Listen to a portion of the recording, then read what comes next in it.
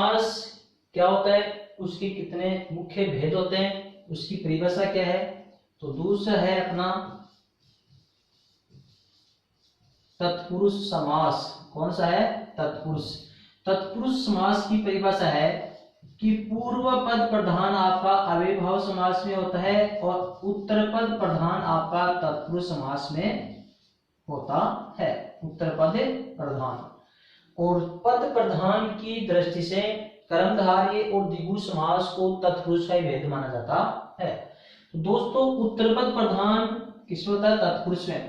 तत्पुरुष समास के मुख्य रूप से मुख्यतः तत्पुरुष समास के मुख्यतः 6 भेद होते हैं।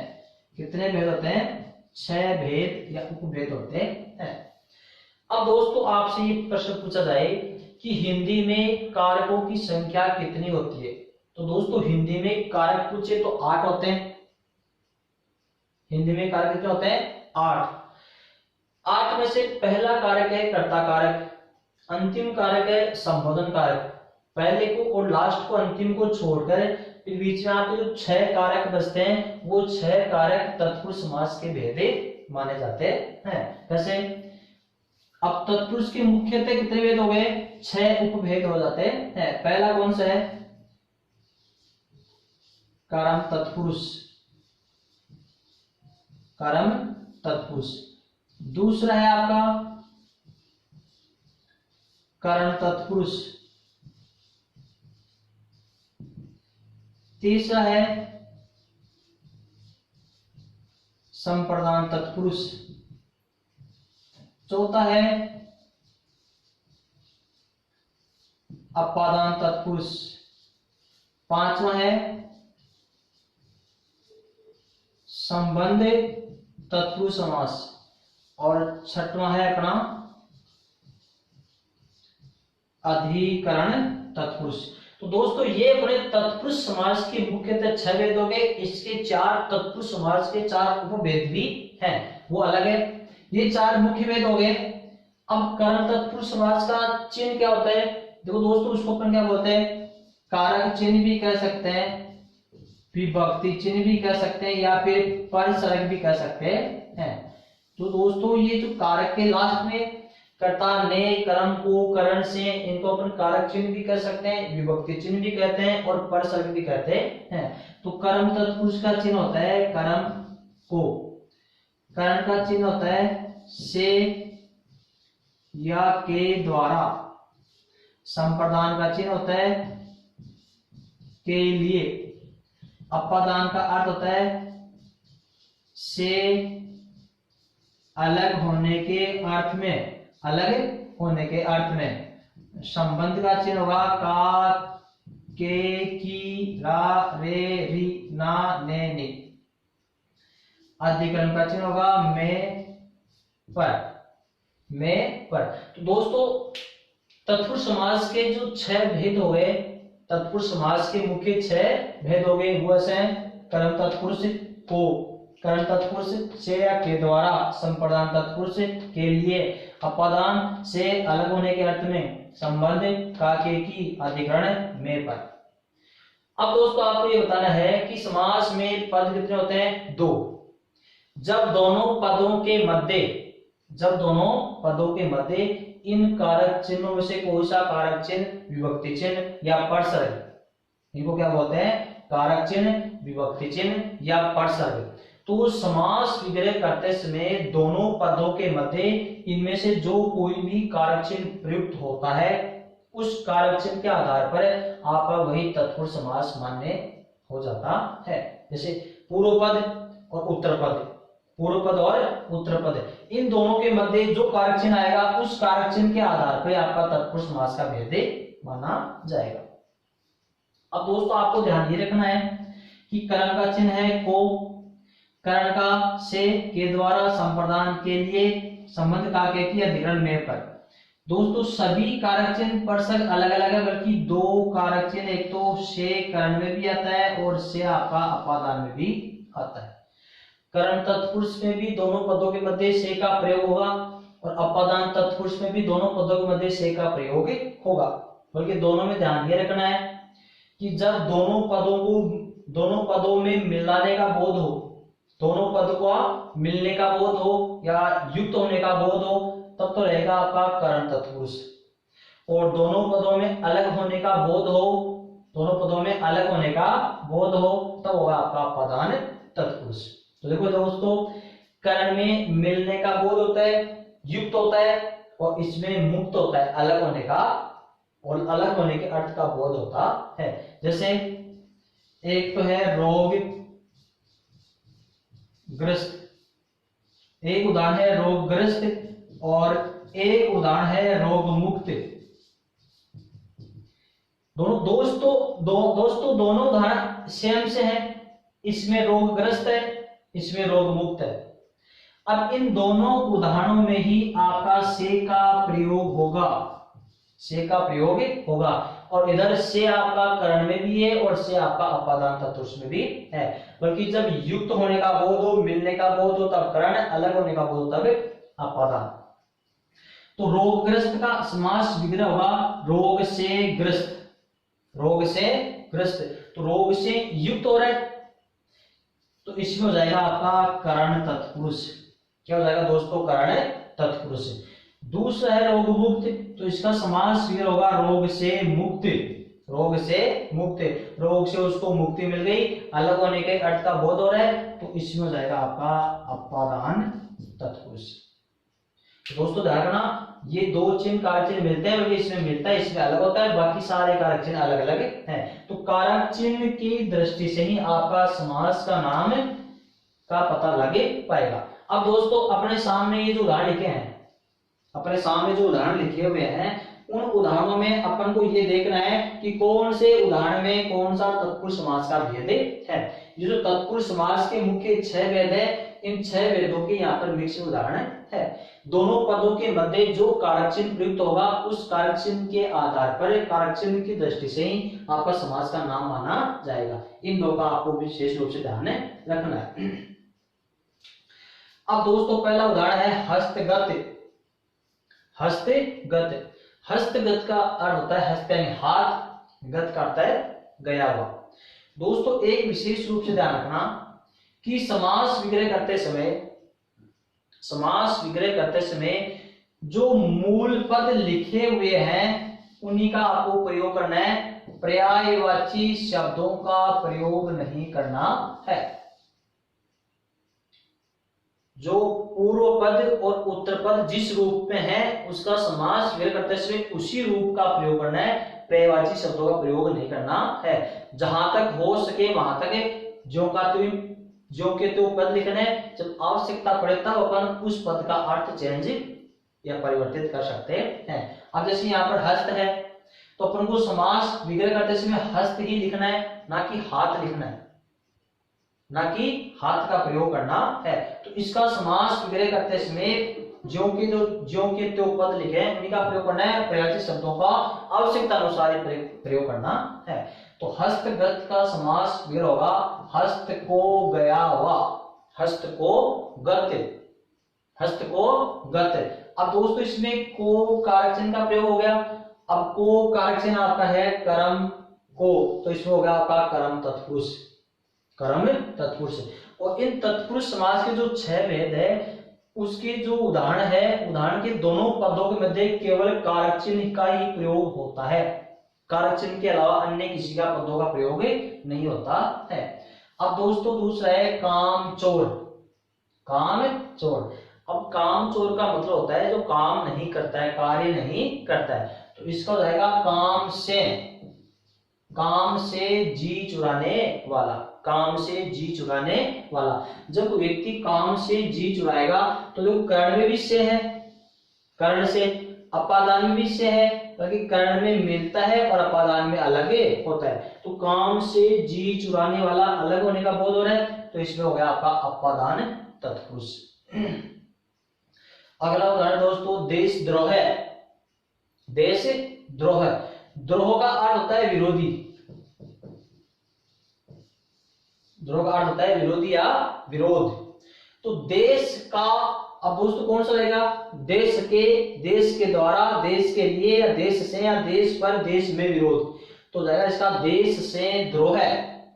देश से द्रोह। तो दोस्तों से का प्रयोग हो रहा है। अब इसमें से करण होगा या अपादान होगा, इसमें मिल नहीं रहा है। देश से द्रोह, द्रोह का अर्थ है विरोध करना। तो जो व्यक्ति देश से विरोध करेगा तो वो अलग ही रहेगा, अलग होने का बोध हो रहा है, ना कि देश में मिलने का बोध हो रहा है। अब आप ये सोच रहे होंगे कि देशद्रोही व्यक्ति तो देश में ही रहता है, हाँ देश में रहता है, बल्कि उसकी भावना, उसका अर्थ का बोध हो रहा है देश से विरोध, देश से विरोध कि देशद्रोही है। तो इसका हम देश में तो रहता है, बल्कि उसका भावार्थ ये होता है कि देश से विरोध, देश से अलग है। तो देशद्रोह का अर्थ है देश से द्रोह, देश से विरोध करना। तो विरोध करना मतलब अलग होना। तो गया आपका अपादान तत्पुरुष। कौन सा है दोस्तों, अपादान। अब है मदांध। कौन सा है, मदांध। दोस्तों इसमें आपके सामने ऑप्शन दो है, एक तो है मध्य में अंधा और एक है मध्य से अंधा। एक तो है मध्य में अंधा और दूसरा है मध्य से अंधा। दोस्तों में का प्रयोग करते हैं तब तो आएगा आपका अधिकरण तत्पुरुष में का प्रयोग करते हैं तब तो जाएगा आपका अधिकरण तत्पुरुष में, और से का प्रयोग करते हैं तब आएगा आपका करण तत्पुरुष में। तो दोस्तों इसमें मध्य में अंधा कभी नहीं होता है।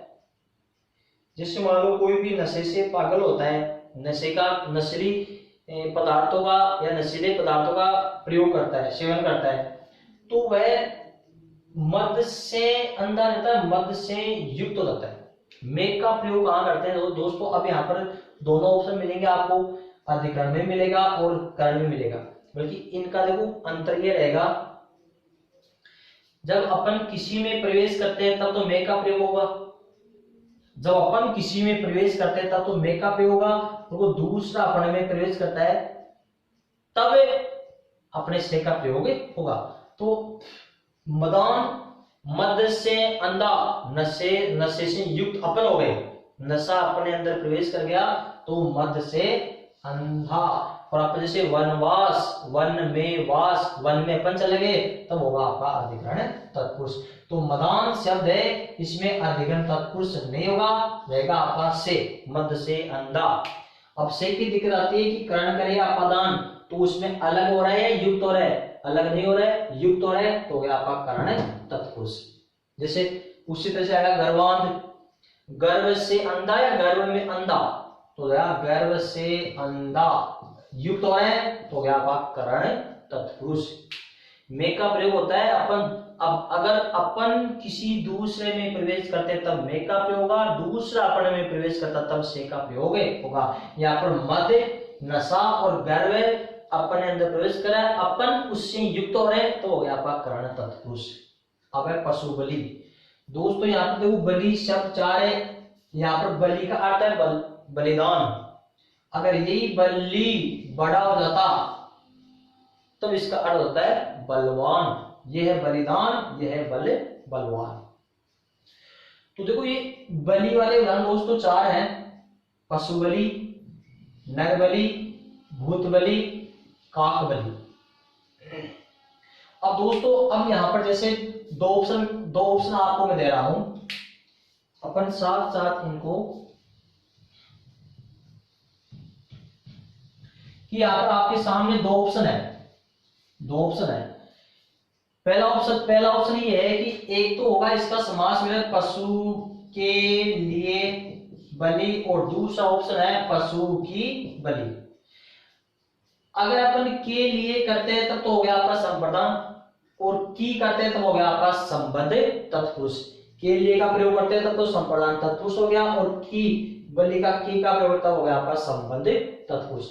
तो दोस्तों यहाँ पर पशु के लिए बलि होती है या पशु की बलि होती है?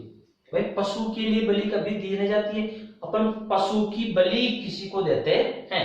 तो यहाँ पर रहेगा आपका पशु की बलि, पशु के लिए बलि नहीं होगा, संप्रदान तत्पुरुष नहीं होगा, इसमें होगा पशु की बलि दी जाती है, ये होगा आपका संबंध तत्पुरुष, संबंध तत्पुरुष।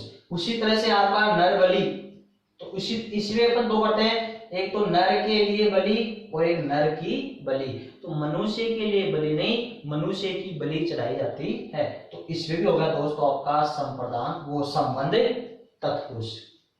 अब दोस्तों अपन आगे चलते हैं।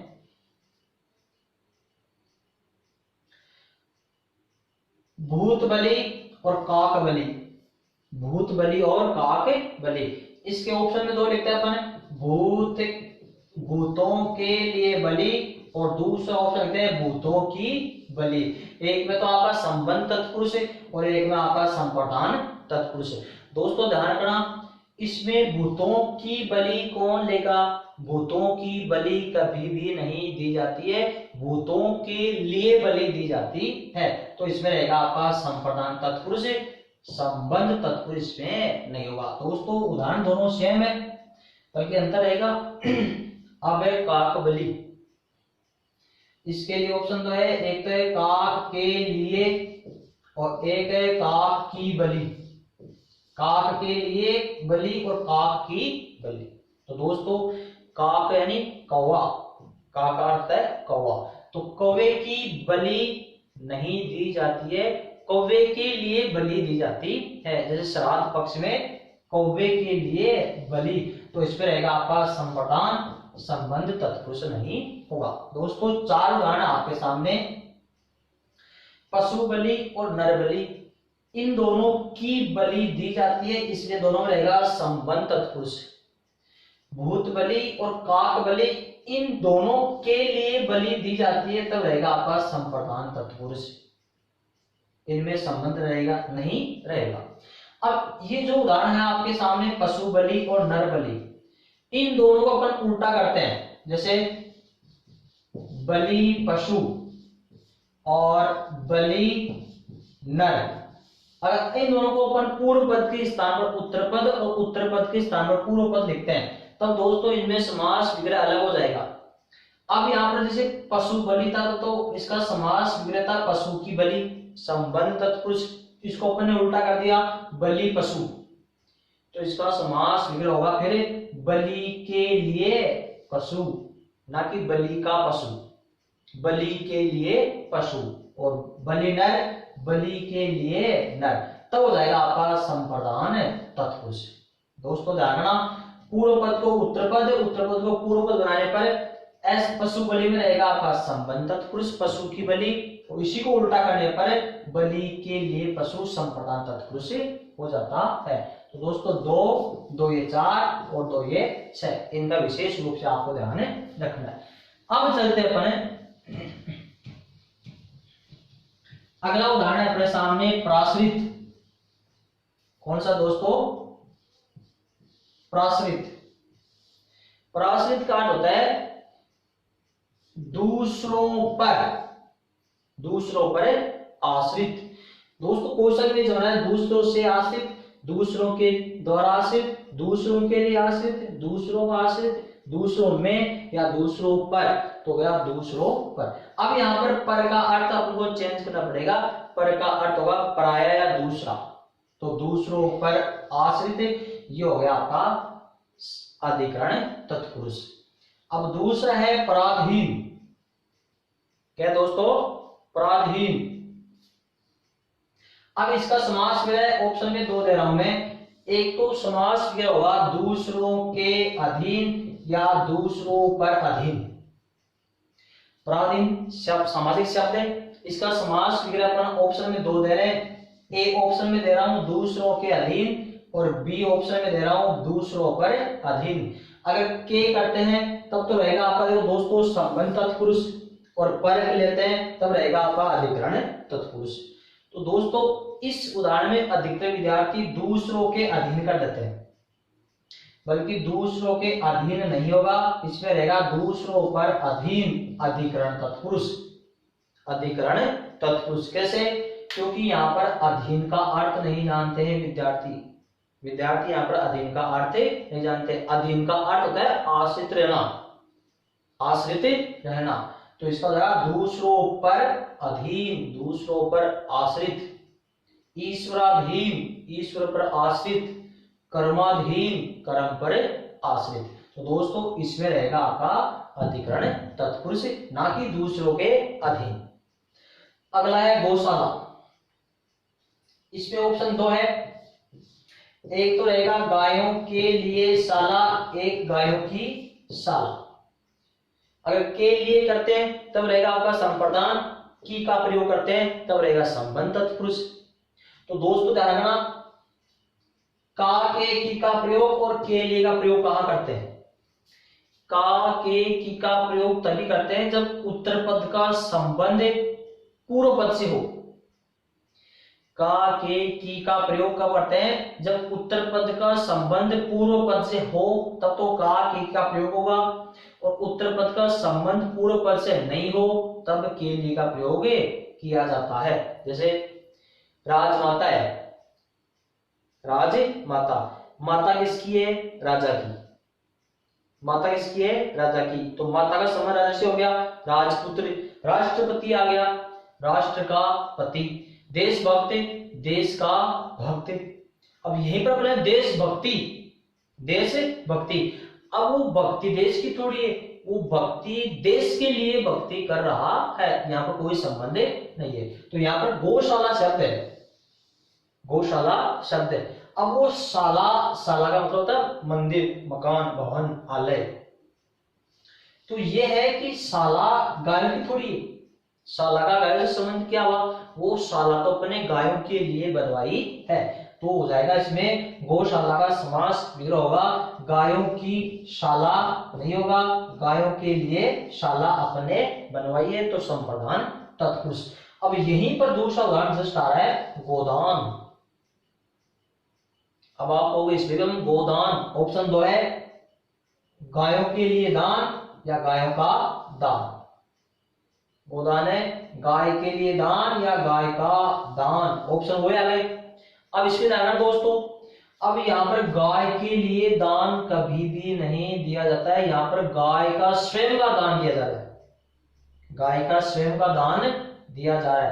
आप कहोगे हम तो गाय के लिए दान देते हैं, तो गाय के लिए दान देते हैं, तो फिर आप गोदान में गाय के लिए दान दे रहे हो, तो फिर रक्तदान में क्या होगा? गोदान और रक्तदान दोनों सेम सामासिक शब्द है। जब गोदान में आप कहोगे गाय के लिए दान दे रहे हो, तो रक्तदान में किसके लिए दान दोगे? यहाँ पर रक्तदान में स्वयं का दान हो रहा है। भूदान भूमि का दान, रक्तदान रक्त का दान, तो यहाँ पर गोदान में भी गाय का दान ही होगा, ना कि गाय के लिए दान। इसी तरह से कन्यादान है, क्या दोस्तों?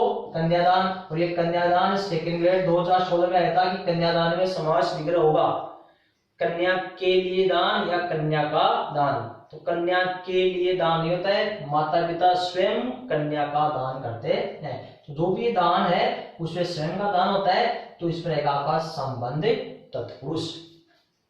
दोस्तों आगे भूकंप। भूकंप का होगा भू में कंपन, और एक ऑप्शन है इसका आपका भू,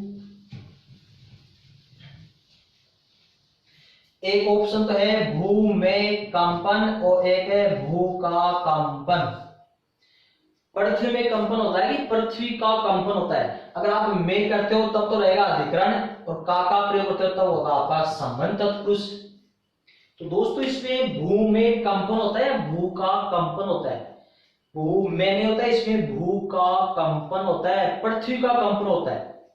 अगर पृथ्वी में कंपन हो रहा है तो इसका मतलब जब पेड़ पौधे केवल मकान भवन ये हिले तब तो पृथ्वी में कंपन हो रहा है, या तो पृथ्वी पूरी कंपित होती है। जैसे हाँ, ये आवश्यक नहीं कि पूरी पृथ्वी कंपित हो, 5 से 10 किलो 50 किलोमीटर की पृथ्वी का कंपन होता है। तो यहाँ पर रहेगा भू का कंपन संबंधित तत्पुरुष। हत श्री, हते श्री, श्री का अर्थ होता है लक्ष्मी, श्री का अर्थ होता है लक्ष्मी। बल्कि दोस्तों अगर श्री का अर्थ पूछे तब तो लक्ष्मी है, बल्कि इसका आवश्यकता अनुसार अर्थ अलग अलग निकलता है, इसका आवश्यकता अनुसार अर्थ अलग अलग निकलता है। जैसे एक है आपका श्रीश, एक है यहाँ पर श्री राम, एक है यहाँ पर श्री कृष्ण, श्री कृष्ण। इन तीन के आगे श्री लगता है, श्री हनुमान जी, श्री गुरु जी तो नहीं लगता। जैसे अब श्री का अर्थ अगर आपसे पूछ ले यहाँ पर सीधा अकेले श्री का अर्थ पूछे तब तो होगा इसका अर्थ लक्ष्मी, श्री का अर्थ होता है लक्ष्मी। और अगर ऐसे पूर्व पद के रूप में ऐसे श्री, श्री राम, श्री कृष्ण, तब यहाँ पर श्री का अर्थ आवश्यकता अनुसार अलग अलग है।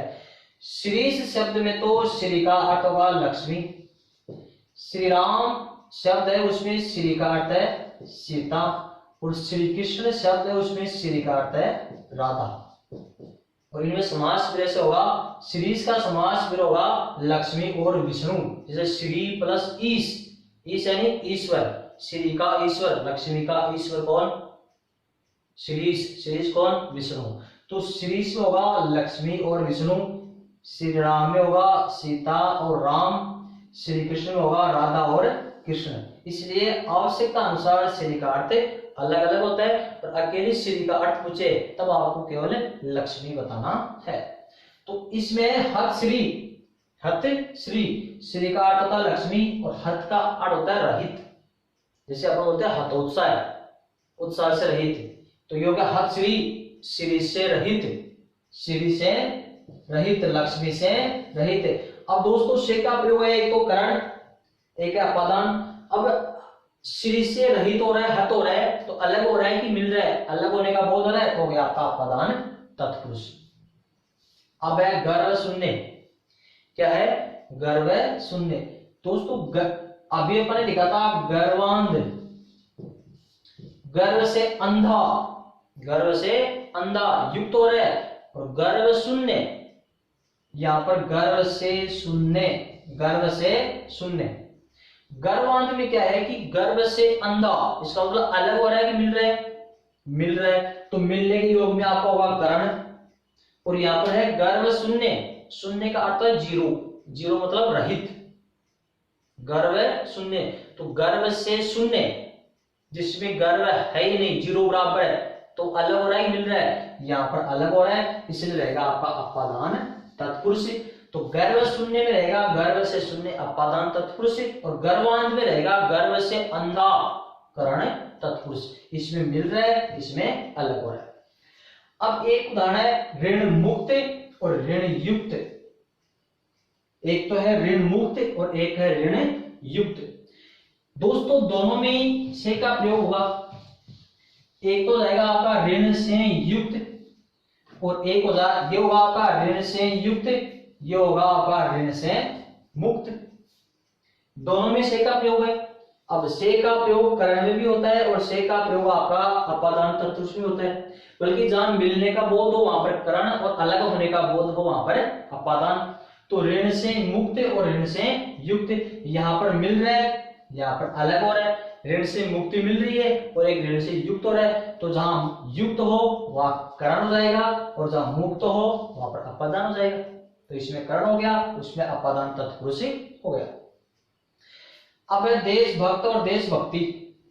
दोस्तों ऐसे उदाहरण में जो तुलनात्मक है, एक ही उदाहरण में आपको दो दो समास महसूस होती है कि अब करे कौन सा, तो वो तुलनात्मक उदाहरण है, वही मैं आपको बता रहा हूं, देशभक्ति और देशभक्ति।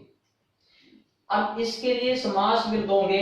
देशभक्त का समास विग्रह हुआ देश का भक्त या देश के लिए भक्त।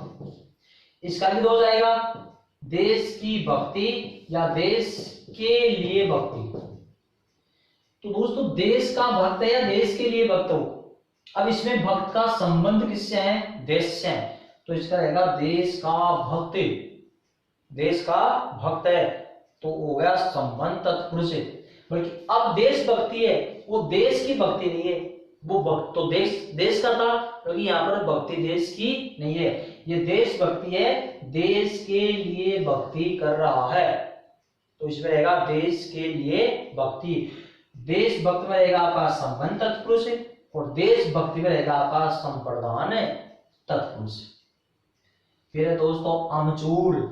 क्या है, आमचूर। आमचूर होगा आम का चूर्ण, आम का चूर्ण। का प्रयोग हो गया, तो का रहेगा आपका संबंध तत्पुरुष में। सिर दर्द, इसका समास विग्रह क्या होगा, सिर के लिए दर्द या सिर में दर्द। एक होता है सिर में या फिर सिर का। तो दोस्तों कौन सा होगा इसमें, अगर मैं का प्रयोग करते हो तब तो होगा अधिकरण, और का प्रयोग करते हो तब रहेगा संबंध तत्पुरुष। तो सिर में दर्द है या सिर का दर्द है, वो का प्रयोग नहीं है। का प्रयोग कहां होता है, जब किसी का किसी से संबंध हो, जैसे राजमाता, माता किसकी है? राजा की। तो दर्द सिर का थोड़ी है, आज सिर में कल पैर में। तो इस प्रकार से सिर का दर्द न होकर के सिर में दर्द होगा, अधिकरण तत्पुरुष। तुलसी कृत, तुलसी के द्वारा कृत, तुलसी के द्वारा रचित, तो क्या के द्वारा का प्रयोग होता है आपका अधिकरण तत्पुरुष में। वागदान, वागदान होगा वाक से दिया गया दान, वाक, वाक से दिया गया दान, वागदान कहते हैं। तो वाक के द्वारा या फिर वाक से। अब देखो दोस्तों, से का प्रयोग कराने में अपादान में। अब जब अपन वाणी से, वाक का अर्थ वाणी, जब अपन वाणी से दान देते हैं तो वो अलग हो रहा है, मिल रहा है, युक्त हो रहा है, मुख से हो रहा है, वाणी से अपन दान दे रहे हैं, तो आपका करण तत्पुरुष। और वागदान किसको बोलते हैं? सगाई, इंगेजमेंट है उसको बोलते हैं वागदान। वाणी से उसमें दान देते हैं, वाणी से बातचीत होती है। आंखों देखी, आंखों देखी, तो आंखों से देखी हुई, आंखों से देखी हुई से, तो आंखों से देखी हुई अलग है कि मिल रहा है? मिल रहा है, तो करण तत्पुरुष हो गया। आदिवासी, आदि से वास करने वाला, आदि यानी प्राचीन समय से वास करने वाला। अब जैसे मान लो प्राचीन समय 1950 है, 1950 से लेकर के 2020 तक वहीं पर वास करा है, तो वो समय विशेष अलग हो रहा है, समय विशेष अलग हो रहा है, तो जाएगा आपका अपादान तत्पुरुष। अब आप होगी आदि से प्राचीन काल से वास करने वाला, इसमें अलग कैसे हो रहा है? इसमें समय विशेष अलग है, 1950 से लेकर 2020 तक वहीं पर निवास करा, तो इस समय की दूरी हो गई 50 से 2020, तो अपादान तत्पुरुष।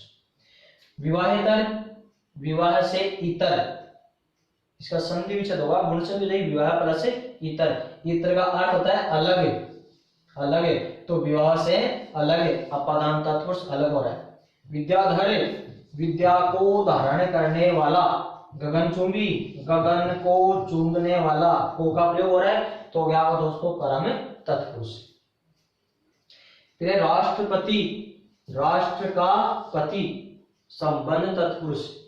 कवि पुंगव, कवियों में पुंगव, दोस्तों ध्यान देना, कवियों में, कवियों में पुंगव, में का प्रयोग हो रहा है, में किसमें? आपका अधिकरण तत्पुरुष में। तो पुंगव का अर्थ होता है श्रेष्ठ, क्या होता है? श्रेष्ठ, तो कवियों में श्रेष्ठ। हर फन मोला, तो इसका हो जाएगा हर फन में मोला। हर फन का होता है प्रत्येक कला में, मोला यानी निपुण, प्रत्येक कला में निपुण, अधिकरण तत्पुरुष। कवि कुशल, कवियों में कुशल, कवियों में कुशल। अब जैसे ये है दोस्तों, एक जन्म रोगी, क्या है दोस्तों? जन्म रोगी। अब आप कहोगे कि जन्म रोगी में इसका समास फिर होगा जन्म से रोगी और जन्म से रोगी, दो समास फिर किया अपन ने, ये कर दिया अपन ने करण के आधार पर, ये कर दिया अपन ने अपादान के आधार पर, अपादान के आधार पर। अब वो जन्म से रोगी है, तो इसमें करण करोगे अपादान करोगे। दोस्तों इसमें जन्म से, जैसे जन्म हुआ 1950 में, अब चलिए 2020, तो 1950 से लेकर के 2020 तक रोगी है, तो इसमें करण तत्पुरुष न करके अपादान तत्पुरुष होगा। तो इसमें अलग हो रहा है, अलग हो कैसे रहा है? क्योंकि वो है आपका जन्म से रोगी, समय विशेष अलग है, समय विशेष, उसमें समय की दूरी का बोध हो रहा है, तो जन्म रोगी में रहेगा आपका अपादान तत्पुरुष। क्या रहेगा? अपादान तत्पुरुष। इसी तरह से आपका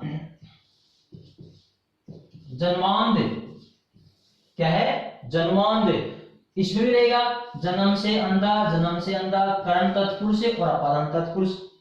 तो जन्म से अंधा है, तो इसमें भी समय विशेष है, तो जन्म रोगी, जन्मांध, इन दोनों में आपका अपादान तत्पुरुष रहेगा। किसी किसी पुस्तकों में, पुस्तक में आपको ये करण तत्पुरुष मिलेगा, बल्कि करण तत्पुरुष न होकर के जन्म रोगी और जन्मांध में आपका अपादान तत्पुरुष ही माना जाएगा। एक ऐसे दोस्तों भयभीत और एक है सिंह भीत, भयभीत और सिंह भीत। अब यहां पर हो रहा है कि सिंह से भीत, भीत का अर्थ है यहां पर डरना, भीत का अर्थ है यहां पर डरना। अब यहां पर तो भय से डरावा, यहां पर सिंह से डरावा, सिंह से डरावा। तो इन दोनों में ही अलग होने का बोध हो रहा है, डर रहा है। तो जहां अलग होने का बोध हो वहां पर अपादान तत्पुरुष ही होता है। तो दोस्तों अपन ने तत्पुरुष समास के जो 6 मुख्य भेद होते हैं, कौन कौन से? कर्म तत्पुरुष, करण, संप्रदान, अपादान, संबंध, अधिकरण। इन सब में जो तुलनात्मक अध्ययन है उदाहरण के माध्यम से मैंने आपको बताया। तो तत्पुरुष समास में उत्तरपद प्रधान होता है, उसके 6 मुख्य भेद होते हैं और 6 भेदों का अपन ने अध्ययन इस प्रकार से